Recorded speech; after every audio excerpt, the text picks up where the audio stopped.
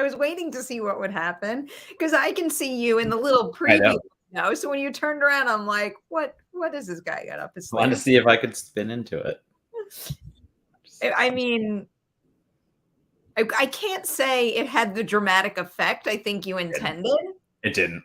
I was just basically swirling in a certain, yeah. I wish that what I could do was like that my chair could go the other way. Like I'd love to like emerge, but I need to stand up in order for the chair. You like start back to back and then like swing into it. Oh, that'd be the other side. All right, ready? Ready? Wait, go back the other way. Ready? One. You're like the back has to be up against it. What do you mean? Oh, well then I gotta like move a whole lot. Okay, but it's not gonna look. Yeah, I know. I'm not centered. We'll figure this out off. If anybody couldn't tell, it's Friday. This is why you always wait until live to test things out. Yeah, really. But that's what Merri Hour is about. Chill, relaxing Friday afternoon / evening conversation where we fly by the seat of our pants. All right, we already have a super chat from Mike. What's up, Mike? How you doing? Happy Friday, everyone, and to you too as well, Mike. Wow, don't think about it. No, he's about to cannonball into the laptop. He's going to jump on the desk. I could just feel it. You're going to see my camera shake. Everything is fine. Happy Friday, everyone. Wow. Who'd have thought the next big movie going event would be Checks Notes, Exorcist. Blumhouse made the right call, pushing The Exorcist up a week in hindsight. So this is a great super chat to start with because this is our title topic, mainly because I just wanted to make that thumbnail. I don't even know if it really came out very well, but I don't know. It was an idea I got in my head and the title I wanted to write out, and here we are. It's also one of the biggest news stories we have to run with right now. So, I mean, that's true and that's fair. It's kind of nuts. It's correct. Like it is the right play. Yeah, no, it's definitely the right play on Blumhouse's part, and I almost feel stupid for saying this. I just never thought that this Taylor Swift movie would make this much money. Like, I know that her tour is incredibly profitable and that people are absolutely rabid to get tickets for it. But the numbers that have been released are kind of wild. Isn't it like 10 million opening night or something? So I'm going to read from Deadline right now. So according to their report, he's testing me right now. He's testing me. Something very exciting is going to happen over the course of this show. If you go offline, we know what happened. I wish I could like turn so you could all look at him. So it's not just like trying to figure out what Malcolm is doing based on my concerned look, but you're going to see him eventually. AMC is reporting that the Taylor Swift The Eras Tour concert film has clocked a mind-blowing 26 million for the circuit in pre-sales in its first 24 hours, beating their previous first-day pre-sales for Spider-Man No Way Home, which did $16.9 million.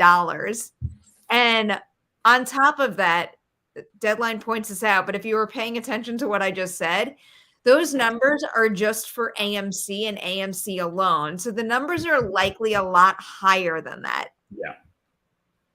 Don't doubt Swifties. Like it's one of the biggest fan bases in the world. So like, yeah, everyone should get out of the way. No one should release anything that entire weekend. It should just be that movie. Yeah.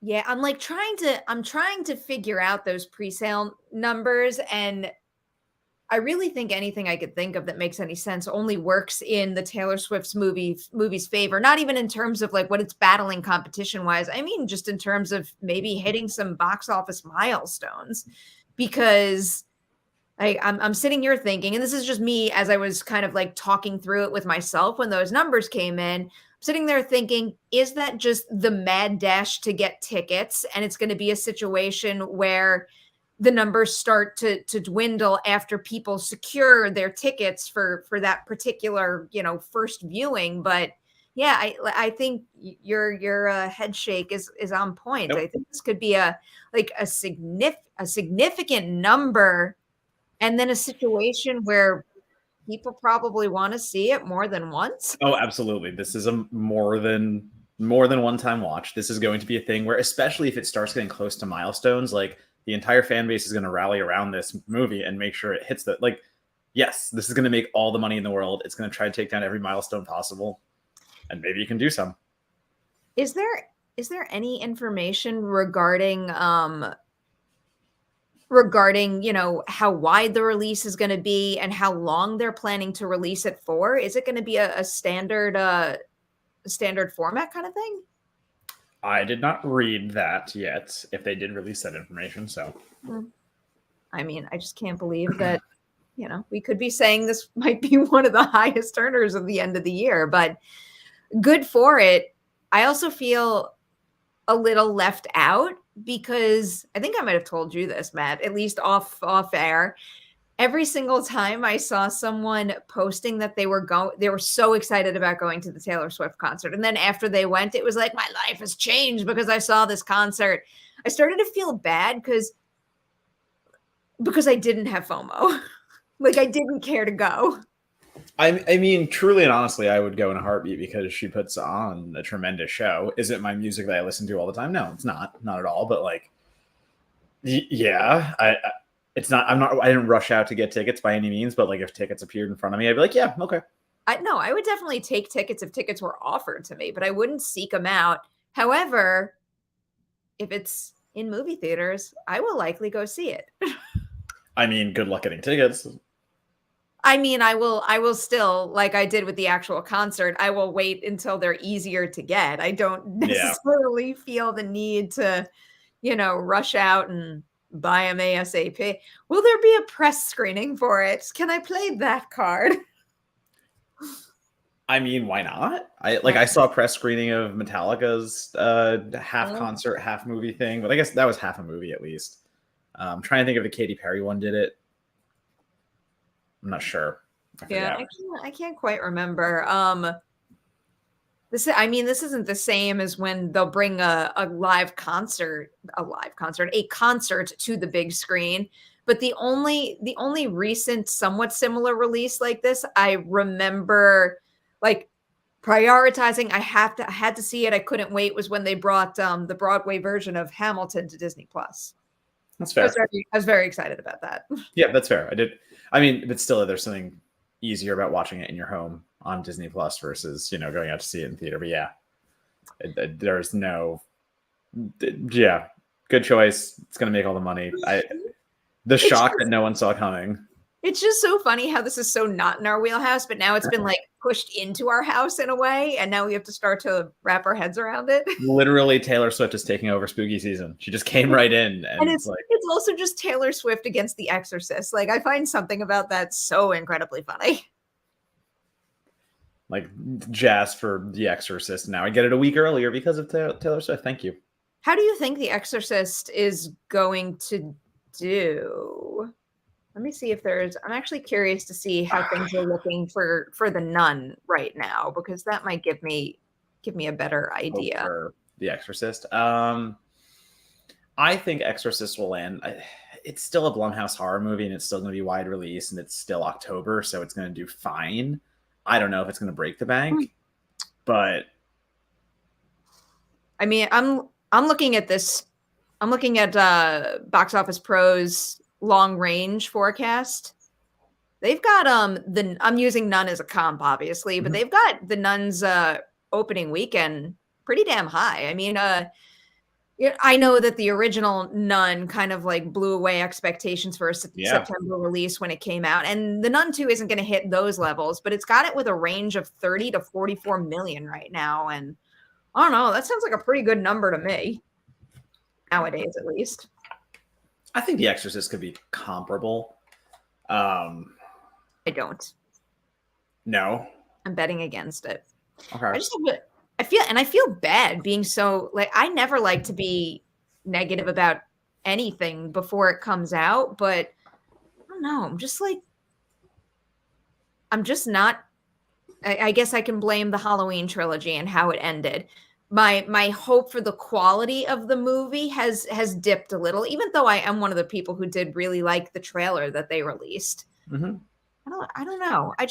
I would have thought that a new Exorcist movie would have been making a little more noise than it has been.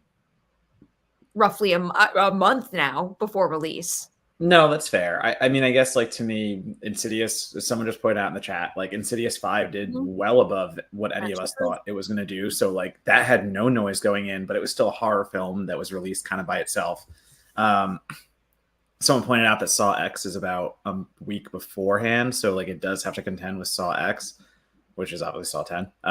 But like, I just think there's too much, like, as much as we're not hearing the chatter, because in our circles, yeah, we all have that kind of apprehension because David Gordon Green is behind this and because of how the Halloween trilogy he did ended.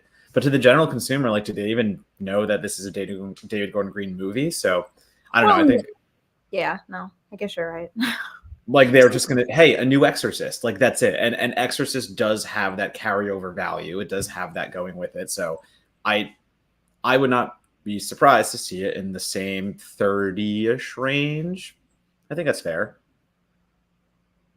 It seems a little high, But then I don't know, maybe I need to have more faith in the brand itself and detach myself from my feelings the Halloween trilogy. The other thing that keeps throwing me with this, and it's something that I think reinforces how I find it tethered to the other trilogy, is the fact that this is announced as a trilogy.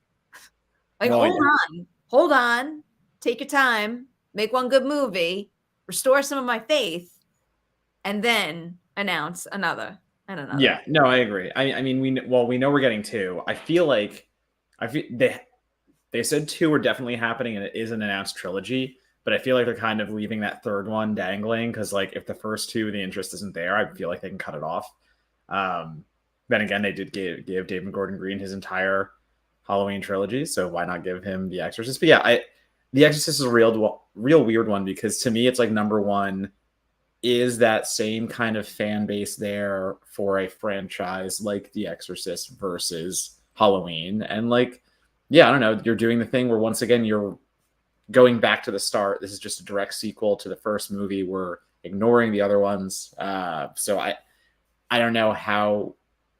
Yeah, I don't know how this is going to land with how he's going with the direct connection with the McNeils and all this stuff. So there's a lot of question marks on where it's going to go and how it's going to work. But ultimately, it's one of the only theatrical horror movies in October. So, well, I mean, you did just mention we have Saw.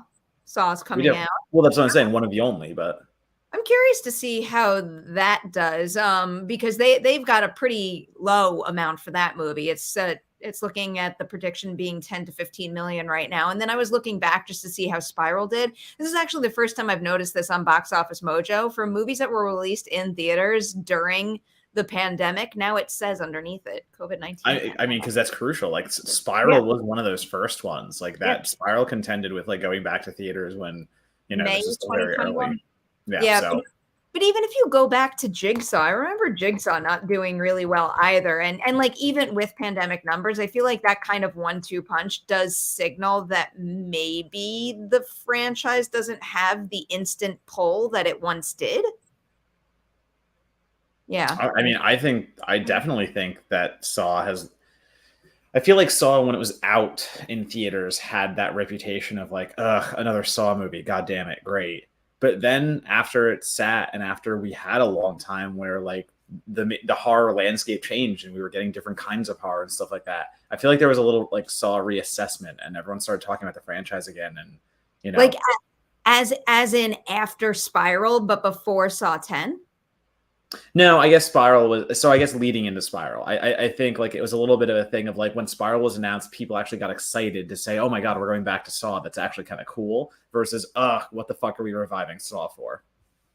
I guess. I mean, I'm curious what the at-home numbers were for Spiral, because when I look at Jigsaw came out Halloween weekend in 2017, only made $16.6 million. Then I consider how little Spiral also made. Yeah. I don't know. And also if The Nun does perform well enough, I mean, there's enough weeks, I guess, in between the release of The Nun 2 and Saw 10, but I don't know. I just don't see Saw 10 moving the needle all that much at this point, in which case it could set The Exorcist. Is it not called The Exorcist Believer anymore? Did they lop that off and just call it The Exorcist? Oh, is it just The Exorcist? I thought it was Believer still, but okay. So I didn't hear that news whenever it happened, but now if I go to the film's IMDb page, I'm pretty sure it's just called The Exorcist, and then underneath it says original title was The Exorcist Believer. Yeah, that is what it says, which I found very interesting, strange. Just pick a damn name, roll with it, stick with it. All right, yeah. Trailers say Believer, but if you look at IMDb, it says what I just said. So I don't know. Maybe there should be some consistency in their promotional material. I mean, they don't know what the fuck to do with this movie yet. Like, they are burying not burying, but like, they have cared so little about Five Nights, I think, in a way that like all their focus is on The Exorcist. And I don't think they don't have to care about Five Nights. It's got such a rabid built-in fan base. Literally every single, since that movie was announced to be coming from Blumhouse, every single time I've ever seen Jason Blum tweet something or participate in an interview that goes on YouTube, a significant amount of the replies and the comments are always about Five Nights at Freddy's. Always. It's incredible. Yeah, it's just, I've just noticed that, like, you know, they're both coming out in October. They're both Blumhouse horror movies, and like one of them is getting all of the attention, and I think that is because they don't know what to do with it. Like The Exorcist Believer, is it The Exorcist? Is it like just the way that they're going about things? I interviewed David Gordon Green, and he said some cool stuff. I absolutely like what he said in some spots, and then he started to pull the I'm making a horror movie that's more than for the horror fans, and I'm like, fuck you. Let's not say that. Let's not do that thing again. And talking about all the ways that this might not be just a horror movie. Like, fuck. Hate to hear that. Yeah, there's a lot of curious things. One of the things I was just forgetting with Five Nights is it's got the streaming release as well, right? Yes. Yeah, that's it.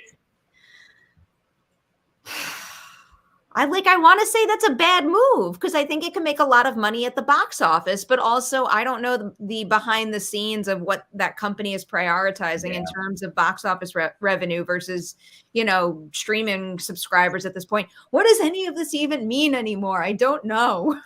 I don't know how this industry anymore. Well, I mean, that's the thing. Like, we're at the point now where you don't have to do the streaming if you didn't want to. Like, that's the thing. Like, we've gotten past whatever you want to say. Like, theaters are what they are now. Again, we're kind of back to normal in a certain kind of way. So I feel like to do day and date now is really strange for something like Five Nights, because you can just do theatrical. You can do that now. It's fine, but they're not. They're choosing not to. In fact, they're choosing to put this on streaming. Yeah. Well, what did you think of the trailer? Did you like it? Five Nights at Freddy's? Yeah. So, like, number one, I'm really into the animatronics. I think everything looks so good. Like, from a special effects standpoint, I think it's going to be really easy, cheap scares. Like, everything you see in the trailer is kind of what you expect from like a horror movie that's going to be for somewhat younger audiences and older audiences at the same time.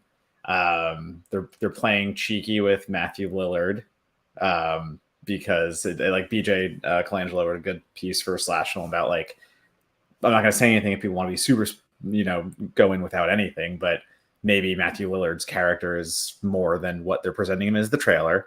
Yeah, he's going to have a bigger role, most likely, than just a guidance counselor in a trailer. So peep out for that. But yeah, no, I like what I'm seeing. I'm preparing myself for it being somewhat gateway horror and like having it pull some punches here and there. But I trust Emma Tammy. I trust everything I'm seeing so far, and as long as they actually give this property enough and let it thrive in a way that Willy's Wonderland never could, or Wally's Wonderland, whatever the fuck movie that was. It's incredible how I was just going to ask you the same thing. We can never remember which one it is. It's Wally, right? It's probably Willy. Is it Willy's Wonderland, Wally's Wonderland? I don't fucking care. Willy. It's fucking Willy. It's incredible. I don't give a shit. I'll never be able to remember that title properly, but I don't have to. It's bad. It's not good. Emma Tammy's the main thing that's giving me a whole lot of faith in this movie, and also because I think the source material is fun and has tons of feature film potential. But when I was watching the trailer, I can't really like, point out something that makes me think like, oh no, that could have been better. Like it was fine, but something was off in terms of it like bolstering my hype for the movie, or I don't know, reflecting the innate enthusiasm I had for the idea of turning Five Nights at Freddy's into a film. And you know what I think it is? I think it's Willy's Wonderland. There's the memories or the trauma of that movie. And it's just unfortunate that came first, because there are a lot of, obviously that movie was inspired by the success of Five Nights at Freddy's, but there are so many things that like look and feel almost exactly the same. And when I do watch the full feature, I have high hopes that Five Nights at Freddy's will soar well beyond that movie, but in the form of a trailer, I'm having a hard time detaching myself from the expectations that movie had already set. I see that number one, because it is hard to separate them, because that Wonderland movie did a great job pretending to be Five Nights at Freddy's. Like it really did. Like it got as close as they could without any copyright infringement. So no matter what you talk about now, that movie's always going to come up there. But to that degree, I mean, I think it does the opposite for me, where I'm more excited for Five Nights at Freddy's because I want that redemption, because I was so let down by Willy, Wally, Wacky, I don't give a shit, whatever his name was. I really want Five Nights to be that much better. So I am maybe a little more forgiving and optimistic, because I'm so grasping for that redemption arc. Like I need this to be better than the Wonderland movie. So I'm like, you're going to be. I'm going to give you. Also, I like Josh Hutcherson. I actually really like him as an actor. So like, I think they did a good job casting it. I think they did a good job with the visuals so far. And again, I am reading the trailers appropriately and seeing what I'm seeing and saying, okay, kind of maybe like expectations on how scary it's going to be and stuff like that. Maybe rein that in, but I can get that from the trailer. So not like that's working for me. And the biggest shock of this episode of the Merri Hour, Malcolm has made his appearance calmly. Look how chill he is. Dude's so happy. Dude's so happy in his kitty cat tree that he can't even fit in. I was gonna just look legs dangling off. Like just like can't even squeeze in there. Out of that tree right now. You're okay, baby. I know. We're just poking fun. I love you. Okay, we're good. I like your perspective on Five Nights more than mine, and I do genuinely want it to be good. I'm just kind of conveying the feeling that the trailer gave me. But that I'm also into the video game adaptation of it all. I love a good I want this to be a good video game adaptation too, so I can start because we all know once the release comes around, we're gonna see those articles and tweets again and being like, "There's never been a good video game." Like, fuck off. Yeah. There's a lot of lists that always circle back around whenever there's something else to add to them. But hopefully this one will be added high up on the list. That would be a nice change of pace. See, we have so many super chats. Haunted Autumn here. 24 hours ago, no one knew there was an Eras film. 24 hours later, it has garnered 37 million plus in pre-sales. The power of Swift compels you. That really does say everything. Can they please make that the tagline? I think this should be the next Barbenheimer, where not only does like the box office battle exist, but they embrace it, and maybe it winds up bolstering both things. Yeah. #Exorcist. Swift. Is that a thing? Have people already started? I'm sure it is. I'm sure I did not make that up. I'm sure I saw that somewhere. Someone said it in the comments already. I'm just curious if it's possibly like trending. Exort. No, it's there. It's there. People are using it. I want to make it an even bigger thing now. I like that. Here's another one from Haunted Autumn. This one also adds much love to you both, to Malcolm and all the community. Appreciate you saying that, Haunted Autumn. Much love to you as well, my friend.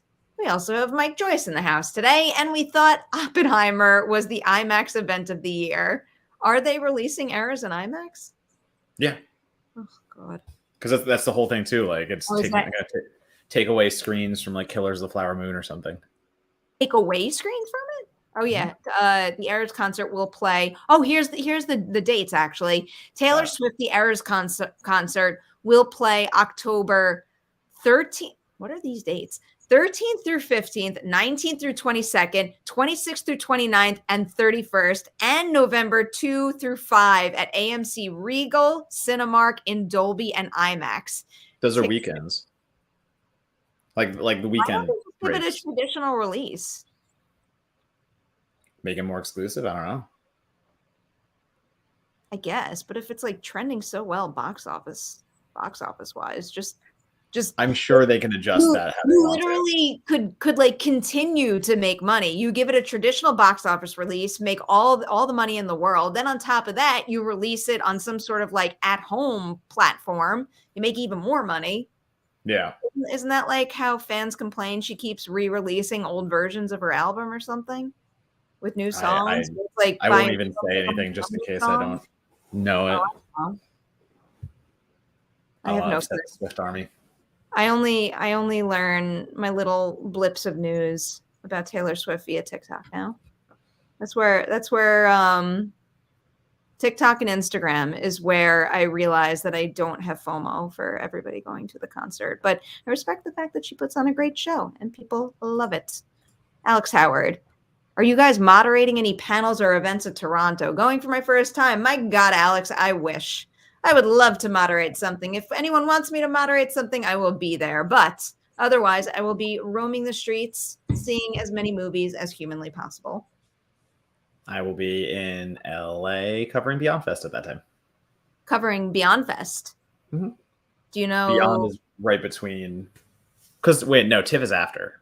No, TIFF is. I was going to say, isn't Beyond Fest? Yeah, I miss Beyond Fest every year, but I don't think it's because of TIFF. Well, it's right. So it's right after Fantastic this year. I could have sworn that there was some overlap one year, but in any case, I won't be in Toronto. I think it overlaps with New York Comic Con, maybe, and that's why I always miss it. Possibly. Yeah. What do we know? What's on the Beyond Fest lineup yet? No, that hasn't been announced yet. Okay. In the meantime, we'll look forward to TIFF and Fantastic Fest.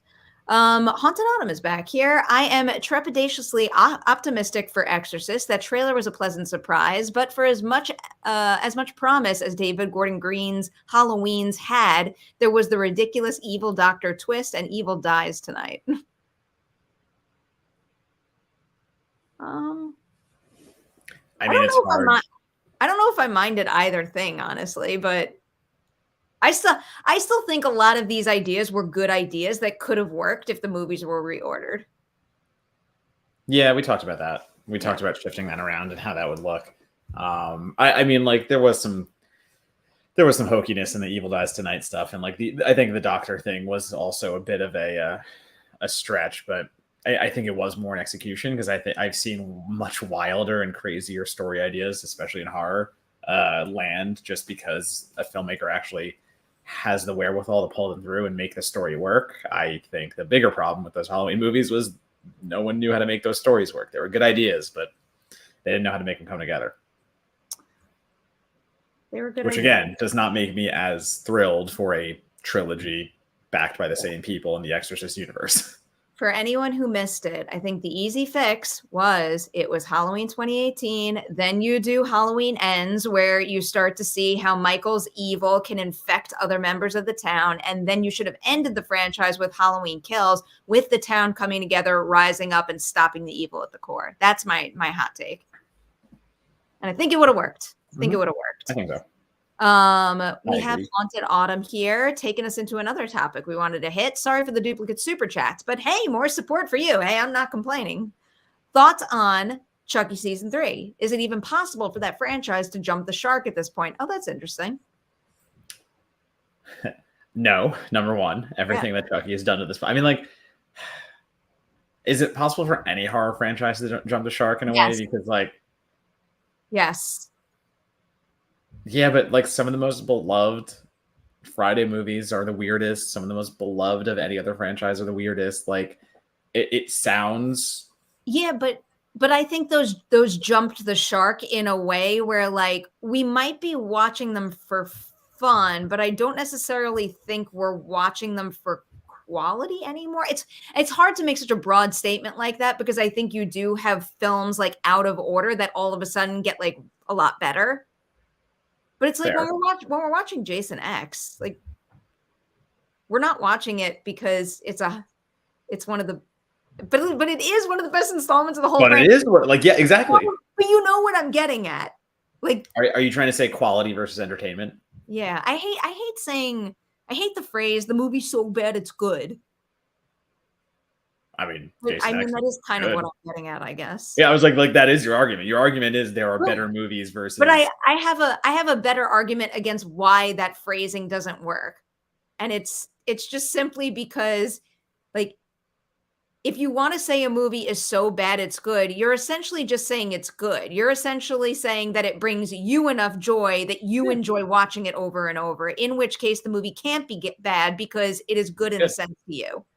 Yeah, I like my ranking for the Friday movies has Jason X very high. Like I'm not changing that because again, to me, it's about what you argue in like the critique or whatever you're going to say. But I mean, yeah, okay, like sure, of course, like horror franchises can jump the shark, but if we're talking about Child's Play at this point, like they've went forward, backward, done everything to we address us like Glenn Glenda, then like Glenn Glenda goes away and then comes back later. Like we did Seed of Chucky, we did Bright. Like I don't see that weird that Chucky goes to the White House.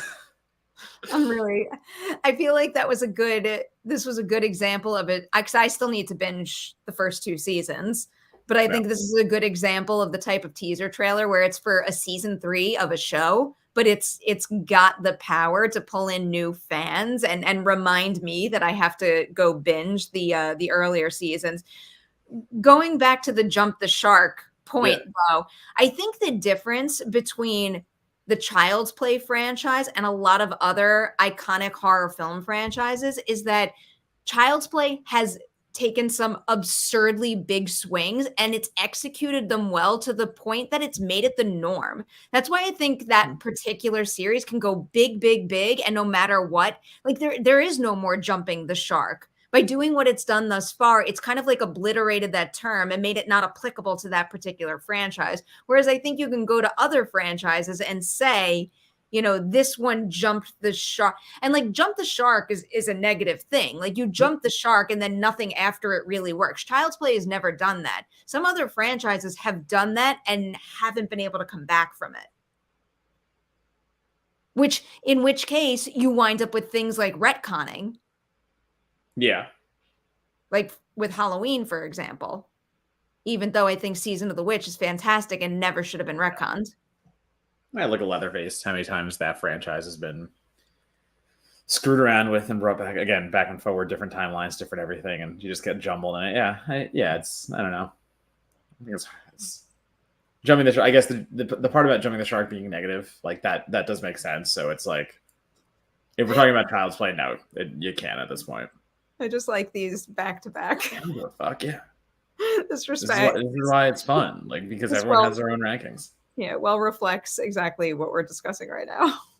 Yeah, it's Jason X rules. I mean, it kind of does rule though. It's fine. You want to hear something fucking hilarious? Yes, please.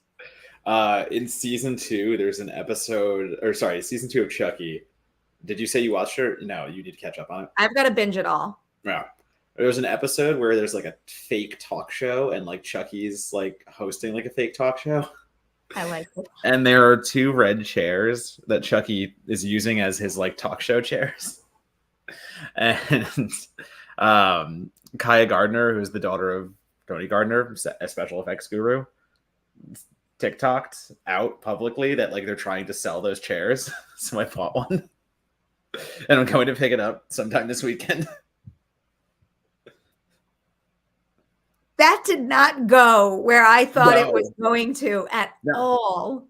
At all. So I have acquired one of the actual Chucky season 2 chairs that will be now in my apartment. I love that. I can't wait. Silly. It's so silly. I watch the damn show and I can't wait to sit in that chair. I hope your Chucky gets to sit in that chair. Oh, 100%. Yeah. Because like they're smaller chairs, like the Chucky size chairs. Like they're not gigantic. So like it's literally going to be my Chucky chair for the Chucky I have. This makes me really happy. Like literally she just like TikToks it out and it like somehow gets sent to me and I was like, you know what, fuck it. So I just like sent a random DM to her like she asked. Was it a situation where like she only had 2 and you had to get to it fast in order to get it? Oh fuck, I didn't plug my computer in. Sorry. Yeah, no, there were only 2. And so they sold one and luckily she got in contact and was like, yeah, we have one more. Would you like it? And I was like, I didn't expect to get a response even, but sure, absolutely. Really happy. Yeah, I just like I committed to it full. I just went all in on it. People are like really shocked by this, including myself. Because it's the most random goddamn thing, and like my life has been random enough lately. And this takes the cake of most random. I love buying random prop. You want to see? I have a movie prop here. Hold on. I think I know. Which one is it? Is it your Scream one? No. Well, that's behind me actually.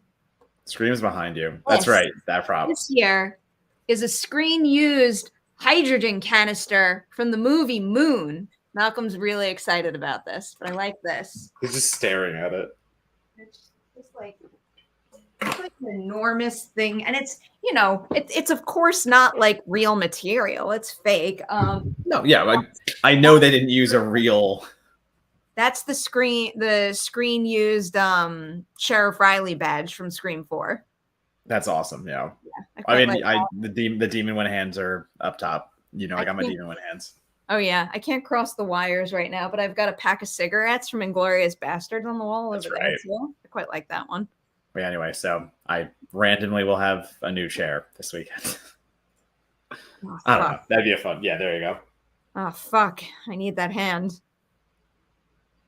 What are they selling for? Mirror Domains? So what's the price tag on that? Everything in the A24 store. I was gonna say it's A24, so that's probably going for like $7 billion. What roughly. Is it? Should I just Google A24 store? Is it actually up in the store? I don't think so because I've looked. Yeah, you're like I would know if it's up in the store because I. The second they released all the Talk to Me apparel, I'm like, oh shit, I gotta check the store every single day for the hand now, don't I? There are some things here I kind of want. I really wanted the hat, but the hat sold out. That they had an Everything Everywhere All at Once poster, that like super limited edition one that was like bedazzled and all this shit. Like I wanted that so bad. I almost spent $500 on that stupid fucking thing. We can't help it. We love these things. Money's dumb. Money makes things so hard. Why can't everybody just buy the movie props that they want? Mike is back. This is why people can't, because these trips are expensive to go on. As great as this year's TIFF lineup sounds, the one movie I'm genuinely jealous of missing out on is a Boy and the Heron. I'm afraid to say this and jinx myself, but I'm going to dare to do it. I think I'm going to get to see it. Do you love how I couldn't say it with authority? I still say, you're like, I think I'm going to see it. I'm confident. My ticket is locked. I'm going to see that movie. Good. Mike, if I lose that ticket, I'm blaming you, my friend. I'm blaming you. No, I'm not. Blame somebody else. Not my fault. No, I would never. But I'm very excited to see that. I'm trying to think of some others on the lineup.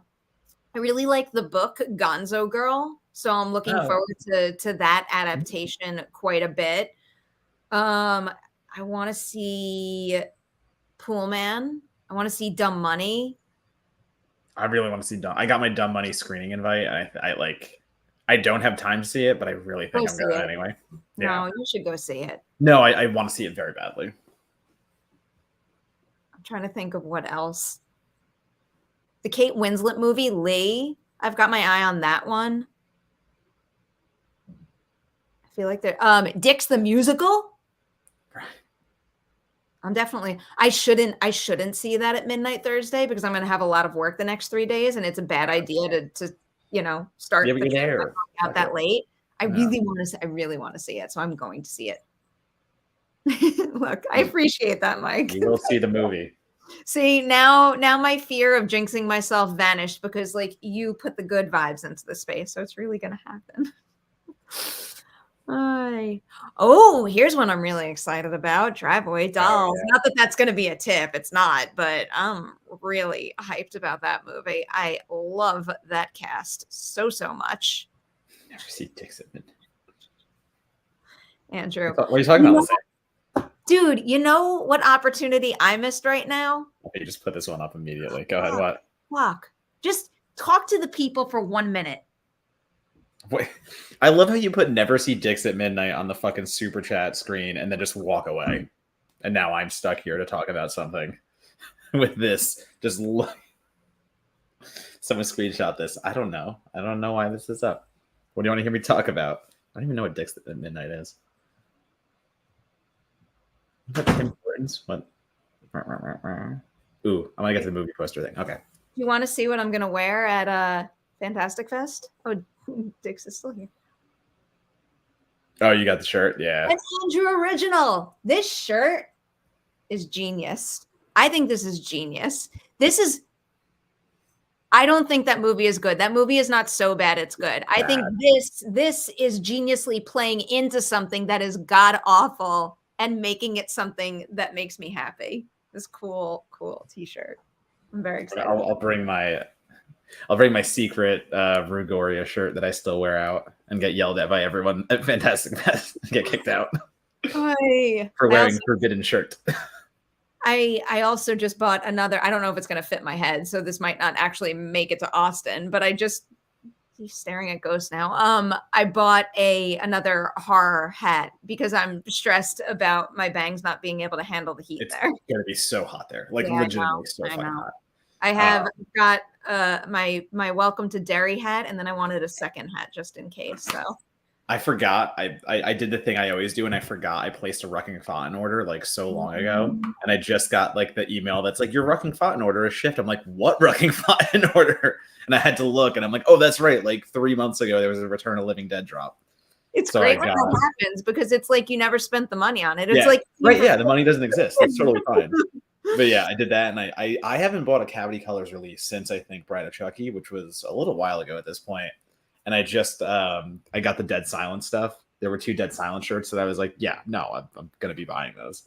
Yeah, no, Rugorio is an issue. I don't wear that like around certain people for now, just to like not get in trouble. But I think I might bring it to Fantastic Fest and wear it. I feel like that's the best and worst place to bring it. 100%, yeah.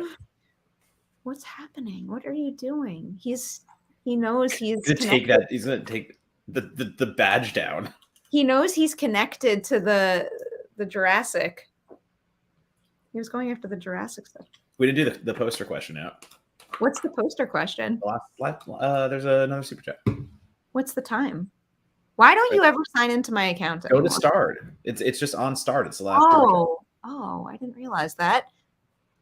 Haunted Autumn. Speaking of movie, oh yay! What are your favorite horror film posters? Mine is the UK version of Ty West, The Innkeepers by the Dude Designs. Oh, I'm gonna look that up. So gorgeous. I haven't hung any of mine up yet, but like, trying to see what's over here. We're literally looking at a blank wall right now. No, I'm aware of that. My posters aren't hung up. But these were good posters. You're right, Haunted Autumn. I love that style too. The first one I need to hang up is my Gremlins one. It's fucking my Gremlins Mondi. Very nice. Very nice. Rare, obviously, because we are where we are, but like yeah. That's the first one that goes up. I don't know if I have these pictures. I can maybe download them from Slack. I know I sent this to someone in Slack recently. I want to see if I could bring up my awesome poster. Oh yeah, I do have it. Oh, you guys can also see Chucky living on my couch as well. Oh, I have to change this into a fucking JPEG. What is with the iPhone? Oh wait, it already is a JPEG. Like the weird iPhone file type for images. Oh yeah, the HEIC or whatever. Yeah. Why must we complicate things?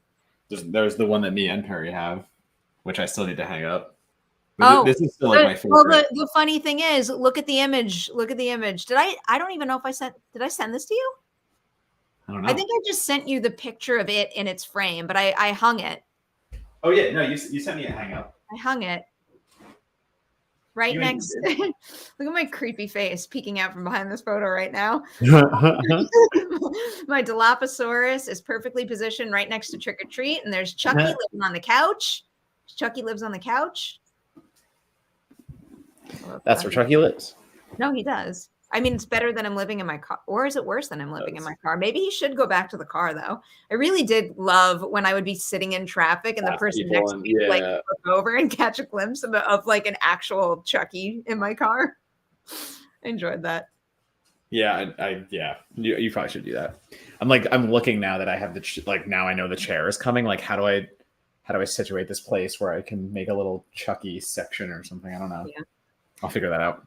Talking more posters, this is one of my favorite, it's not like a poster, obviously, but it's one of my favorite Jurassic art pieces I have. It's a map of the park, and then it's got lines all around it following where all the main characters went throughout the movie.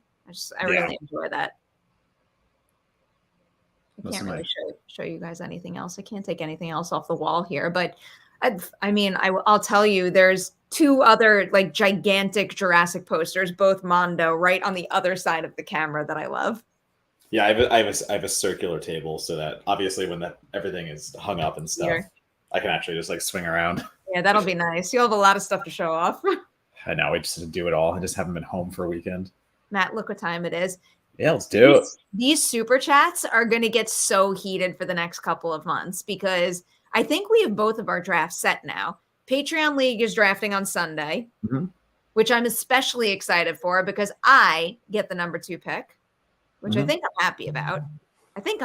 Yeah, 2 is good. You're at a good spot with 2. I've been reading so many pieces about how with a snake draft order, it might be better to get like the 1-2 punch at the end. But I'm also kind of excited about the players that I know will be options to me. There are 3 dead set number 1s. There are 3 players who are all number 1 caliber. So as long as you get 1, 2, 3, you are getting one of the best players in fantasy football. After that, it becomes more of like obviously not a crapshoot, but you have more leeway with it. But I think so. For me, I feel infinitely better about my team that I drafted number 1 in.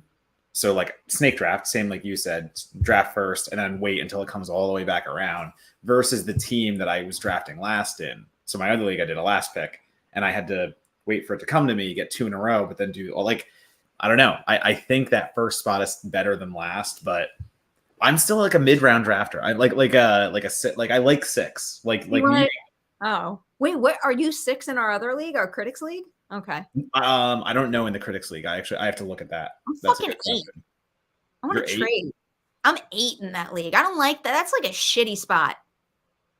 I feel like I'm gonna wind up like my first pick is gonna be someone who's like a hit or miss top tier player, and then when it comes back around, I'm gonna be like a lame second tier player. I don't know. Every single mock draft and every single, breakdown round by round piece that I've read for like an 8th pick, I'm like, that's shitty. I don't like any of these outcomes. Oh, so, okay, wait. I am number 4? Yeah, okay. So I'm 4th position in our Critic League. I like 4. 4 is good. I might even get one of the people that maybe 1 through 3 drops me. Who knows? I'm jealous. Oh no, Sam. Are you 11 in our league? Are you the end of ours, Matt? Did you get bad pick in ours? No, I said 6. I'm 6. Oh, you're 6 and 4. Oh wow. Yeah. Oh, you lucked out. I'll take that. Okay. I am two teams drafted. I'm actually feeling pretty good for once. Poor Mike. Yeah. Well, I mean, maybe not poor Mike, but that goes back to what we were just discussing. Maybe Mike is better off by being at the tail end of it. Yeah. You know who the luckiest is? This guy right here. I'm pretty sure Hoshi got the number 1 pick. I ain't gonna say who to pick, but I know who I would. Pressure's on, Hoshi. We're all gonna judge you. I started our draft where I was number 1 with a pick that I am fine with, but it wasn't the usual number 1. I don't know. I guess the outpay is out. If I was ever number 1, I would definitely not go for the ranked number 1 pick because the one and only time I did that, I got fucked. I think this year had my first time ever playing fantasy football. I wound up with the number 1 pick in the draft, and I was so excited, and it seemed like foolproof because I was really nervous about making stupid choices because I'd never played before. So I picked the number 1 player, Le'Veon Bell, and who didn't play the entire fucking season, my number 1 pick. This year, the number 1 is the actual number 1, and I would not fear that. I'm not fearing that. If he's still there by the time I get to go, I am taking him. What number are you in? Sorry. I'm 2 in Patreon. It all depends on what Hoshi goes for. Yeah, we'll see. Okay. All right, going back to Sorry, go the extra super chat. Hi, Matt and Perry. Possession horror is definitely a vibe this year. What form of possession? Oh, this is a great question. What form of possession would you choose if you had to? Deadite, the hand from Talk to Me, or a classic demon a la Pazuzu, etc.? I feel like Deadite's most fun. Deadite like if I'm a demon, if I'm possessed at that point, like I'm fucked anyway. So I'd rather be some kind of Deadite, which at least like it looks fun to be. But Deadite is only fun for the Deadite. Like like Matt is long gone. At least with the hand from Talk to Me, I could like tap in and tap out. And remember. Yeah, I don't want that. Oh no, I want that. I feel like you're fucked anyway. Once you're possessed, you're kind of like, I don't want to be conscious of like something messing with me. Like, I mean, I don't really want that too, but I like knowing that there's hope to get out of it so that like, this is like not the point of the movie. So clearly I didn't learn a lesson, but like enjoy the ride, but know that I can like take my hand away and enjoy the ride. Just sit back and enjoy the ride of being possessed by a malevolent beast from the fucking underworld. Are there any other ones? Oh, I'm sure there's plenty. Are there any other forms of possession that we're not thinking about? Like, it feels like there's like a horror comedy, like playful thing. Oh yeah, there's tons of forms of like. I mean, there could be so many, but like, that's a cop out. Like, you don't get to be the horror comedy form of a possessed something. Also, you're not number 2. Christy's number 2 in the Patreon league. Are you sure? There's no way. Did I miss? And I loved how we were talking about fantasy before, and like I wouldn't say player names because I don't want to put anything in people's heads. I'm like, no, I'm number 2 in the other league. I've been talking in reverse the entire time. I'm number 8 in the Patreon league, and I'm number 2 in the Critics League. My bad. Okay. Christy, I feel like I probably just gave you a heart attack. You are right. I am very wrong. For a minute, I'm like, fuck, did all my research just like go down the drain? Go out the window. I'd be so sad. But I don't know. Whatever. It's fine. It'll be fine. It'll be fine. I feel like every year I do all my homework and then like essentially it is a crapshoot. You never know. Oh yeah. Anything can happen. Thank you, Christy. Jonathan Taylor went from one of the best running backs of the league to someone you probably shouldn't draft, like in days. So yeah. No, it's true. It's true. All right. Time to wind this down. Someone's got to head out for Din Din. It's not me. It is me. It is me. Me. Tell everybody where they can find your wonderful work on the internet. Fucking everywhere. Donatobomb, Twitter. Too. What is it? I mean, like just here and there. Donatobomb, Twitter, Letterboxd, Instagram, Tiki Taki Blue Sky. Yeah, I'm there. I'm around. I write a lot. Haunted Autumn managed to get one last super chat in, and I appreciate this. Life is hard for many, I'm sure. That being said, I have been having a really hard week. This has really lifted my spirits. What you both do matters so much. Thank you. I appreciate you sharing that with us, Haunted Autumn, and I hope this is only the start of your week getting better and better and better. Everything is a pendulum. It comes one way and it comes back. Accurate. All right. I have to plug something. I'll plug Collider Ladies Night. Surprise, surprise. Last week's episode with Avi Kaufman is up and running. She was the casting director on Succession. Cool. So talented. So many cool titles. We had so many fun stories to talk about. Tomorrow's episode is going to be with the director of one of my favorite movies of 2023. Do you know what it is, Matt? No. Emma Seligman for Bottoms. That is a fun movie to talk about. She's a great interview. So much incredible insight that I appreciated. And I'm very excited to share that episode with everybody. Go check it out. All righty. Good. That's it. That's a wrap on this week's Merri Hour. Might be a weird schedule next week because I'll be in Toronto, but we'll figure something out. We'll see what happens. All right. See everybody next week and see some of you during the Patreon draft on Sunday. Goodbye, everyone.